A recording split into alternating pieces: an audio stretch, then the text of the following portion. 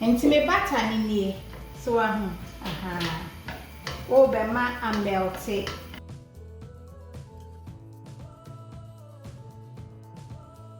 And to butter almost done, and now we put 3 tablespoons. Flour no any self-raising me patcho. Money plain flour and mommy. The slow baby.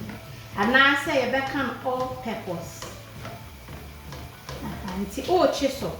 Bejano. Shejano mame waha. Na in shape. That's right.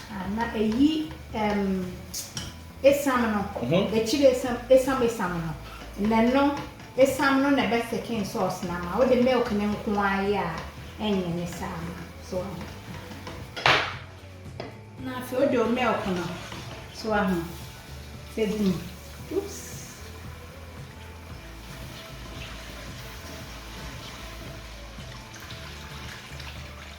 let me see now the ebema e dena ko the next level who your pastry seasoning na febi unia fa seasoning bi a ope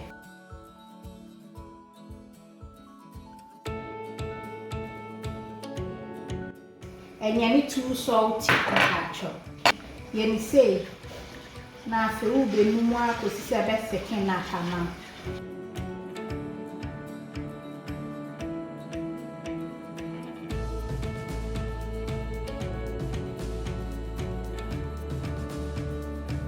so on say ya ko to ayinachino say yeah first so that's right open very thick reduce milk no open a sena na di biaka perfect mami loan